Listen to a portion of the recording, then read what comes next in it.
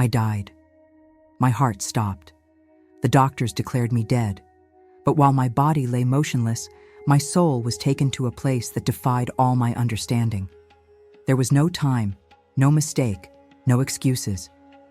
Everything I believed in, every sacrifice I made, every act of faith was laid bare. And then, in the presence of an indescribable being, the truth was revealed to me. A truth that destroyed me from within. I thought my faith was genuine, that my surrender was sincere, that my commitment to God was unquestionable. But there, in that moment, I realized something I had never imagined. My devotion wasn't about God. It was about me. What I am about to recount is not just an ordinary story. It is an experience that completely transformed my life. My name is Margaret, I am 32 years old, and I live in sunny Florida. I have always been a woman of faith, raised on Christian principles from a young age. For me, attending church was as essential as breathing, and tithing was a non-negotiable commitment. From a very young age, I learned that giving God 10% of everything I received was the key to ensuring His blessings. And so I did for decades. Even when the bills were tight, when my health faltered, or when uncertainty loomed over my future, my tithe never missed. I believed that this obedience made me a better servant, someone worthy of divine favor. Yet deep down, an emptiness accompanied me. My spiritual life felt mechanical. I prayed, but the words came out like soulless repetitions. I read the Bible, but the verses did not touch my essence. I followed every teaching, yet I felt that something essential was eluding me. I did everything right. So why did God seem so distant? Sunday began like any other. I got up, put on my best clothes, and went to church. The service followed the usual ritual. The choir sang familiar hymns, the congregation rejoiced, and that morning's sermon revolved around a recurring theme, the tithe. The pastor preached with conviction, "Let us be faithful in giving, for he who gives will be greatly rewarded." I had heard that message countless times, and once again I reassured myself that I was doing my part. But that day, something was different. As I listened to the words from the pulpit, I felt a restlessness growing within me. I closed my eyes for a moment, and a thought filled my heart. Does God really want this from me? Was my surrender merely a mechanical act? A lifeless ritual? I had strived so hard to follow every rule, to be impeccable in my financial faithfulness. But did that mean anything to God? Or was I just clinging to a spiritual safety net that made me feel protected? These questions tormented me throughout the sermon, and I had no idea that that Sunday, which seemed so ordinary, would be the day when everything would change. After leaving the church, I followed my usual routine. I got into my car, started the engine, and began driving home. The sun was shining in the blue sky. The traffic was flowing smoothly, but my mind was stuck on the doubts that had arisen during the service. Something inside me was not at peace. Then it happened. A deafening noise, twisting metal, shattering glass. The impact was so strong that my body was thrown forward. My vision darkened. The last sound I heard was that of tires screeching on the asphalt. And then, nothing. The fear, the pain, and the chaos disappeared. There was no more sound, no more sensation. Suddenly, I was enveloped by an intense light, but not an ordinary light. It was something alive, pulsating, bringing an indescribable peace. It was not merely something I saw. I felt this light in every part of my being. Time seemed to have stopped. I did not know where I was, but somehow I knew I was no longer in the world I knew. The pain, the worries, the weight of the years vanished. All that remained was that light, that peace, and the certainty that something much greater was about to happen. The light around me was so intense that it seemed endless, yet it did not blind me. It enveloped everything, pulsating softly as if every particle of that place vibrated with a presence I was trying to comprehend. Then he appeared. At first, I did not see him with my eyes, but I felt his presence, and before him, my strength dissipated. When I finally looked, I realized that he was not like the images I had seen throughout my life, nor like the paintings or illustrations in the church. He was something infinitely greater. His garment flowed as if the very light emanated from him.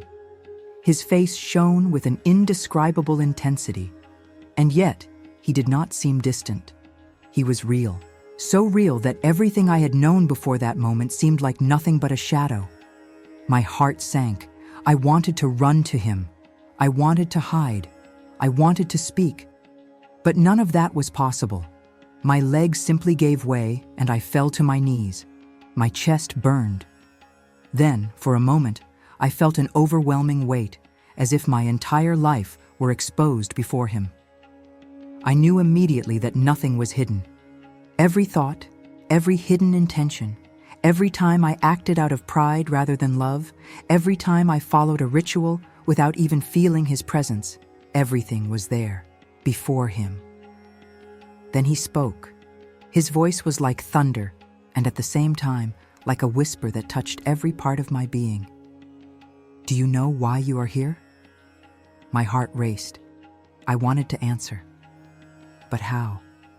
I knew that any words spoken to him had to be the absolute truth. But what was that truth? I believed I had lived correctly, followed the rules, been faithful. So why did that question make me feel that I had never truly understood what it meant to serve God? The silence was piercing, and at that moment, a revelation was about to occur. The silence around me suddenly vanished, and I was enveloped by something more real than anything I had ever experienced. It was as if I were inside an infinite room, in front of an invisible screen, where my life began to unfold before my eyes. But it was not like remembering past moments. It was like reliving them. Every emotion, every intention, every thought was there, vivid and impossible to ignore. I saw my childhood, the first moments when I learned about God, the innocent prayers, the days when my faith was pure and unburdened. But the years passed quickly, and there I was, now an adult, dedicating my life to everything I was taught to be right. I saw every time I entered the church, every offering I placed on the altar, every check I wrote to ensure that my faithfulness was recorded. In the beginning, everything seemed fine. I saw the times when I helped those in need, the moments when I sacrificed my own well-being to follow what I believed was my mission. But then I realized something I had never noticed before. How did I feel when giving the tithe? The pride that grew within me, knowing I had never failed in that area. The security it provided, as if I were building spiritual credit. As if my financial faithfulness was a guarantee of blessings. I saw the satisfaction I felt when hearing sermons about prosperity, because I knew I was doing my part. And then the impact came. Jesus allowed me to see not only my actions, but also the hidden intentions behind them. How many times did I give expecting something in return? How many times was my surrender mechanical, without a single sincere prayer accompanying the act? My heart sank.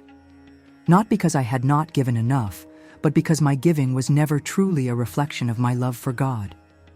My faithfulness was an obligation, a ritual I followed without question. It was a system of spiritual security that made me feel protected, but it was never a true act of trust. I saw the coldness with which I had lived my faith so many times. How I was so concerned with being right, following rules, ensuring that I was doing everything correctly, instead of truly knowing God's heart. And at that moment, in the face of all that, an overwhelming truth became evident. My giving meant nothing if my heart did not belong entirely to God. Still trying to process everything I was seeing, Jesus stepped forward. His presence was so intense that I felt his words not only with my ears, but with my very soul. Without condemnation, but with a cutting truth, he said something that completely shattered the way I viewed the tithe. The tithe was never about money. The phrase resonated within me like thunder. What did it mean? I had spent my entire life hearing that it was exactly about that, about giving the proper 10%, about being faithful so that the windows of heaven would open, about sowing to reap. But then Jesus continued, "It has always been about trust." In that instant, everything began to make sense. The tithe was not an accounting obligation. It was not a celestial ticket that had to be paid every month to ensure protection and prosperity. God never needed my money. He wanted something much greater. He wanted my heart, my trust, my genuine surrender. I saw how, throughout my life, I treated the tithe as a sort of invisible contract with God. I gave expecting something in return. Although I had never said it aloud, deep in my heart, I believed that my financial faithfulness gave me spiritual rights, as if my obedience guaranteed that God would do His part. But there, before Jesus, I realized that my faith was contaminated by a transactional logic. God never asked for an exchange. He asked for a relationship. And with that revelation, I understood something even deeper. How many times had I reduced my faith to a system of give and take, without realizing that the true purpose of the tithe was a reflection of my dependence on Him? If I truly trusted God, my giving would have to be natural, not a burden, not a sacrifice made out of obligation or fear. My eyes were opened. I spent 32 years of my life believing I was being faithful, when, in reality, I was only trying to maintain control. Because giving without expecting anything in return required something I had never offered before: total surrender. Suddenly, the light around me changed. Everything around me seemed to expand, and I was enveloped by an atmosphere impossible to describe in human words. What I saw next was beyond any dream or imagination. The heavens opened before my eyes, and what I saw was of such intense beauty that it seemed impossible for the human mind to comprehend. The colors were more vivid than anything I had ever seen on earth. Hues of gold, blue, and silver flowed as if they were alive. The very air seemed charged with an inexplicable joy. I heard a song, but it was not like the hymns we know. It was something greater, something that came from all directions at once. The sound was pure, perfect, as if every particle of that place were worshiping. And then I saw the people. Their faces radiated peace, a happiness I had never seen before. There was no sign of pain, fear, or worry. They were not bound by possessions, status, or achievements.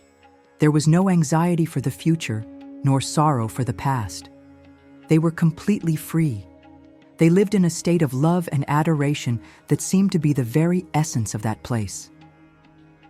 Jesus approached, and without needing to say a word, I understood. This was the life He always wanted for us, an existence without prisons, without material concerns, without the need to try to earn blessings. Here, no one gave in order to receive. Here, everything was voluntary surrender, a natural overflow of love that filled every being. Throughout my life, I worried about doing everything right, ensuring my financial faithfulness, maintaining my position of obedience so as not to lose God's promises. But now, in the face of the reality of heaven, I understood how narrow that vision was. What God wanted from me was never just what I could offer Him. He wanted me to surrender completely to Him. I remained there for a time that seemed both a second and an eternity, absorbing every detail, feeling that freedom. My heart burned with a deep desire. How could I live like this on earth? But before I could fully comprehend, the scene began to change. Something different was about to be revealed, and I knew that not everything I would see next would be as beautiful as that place.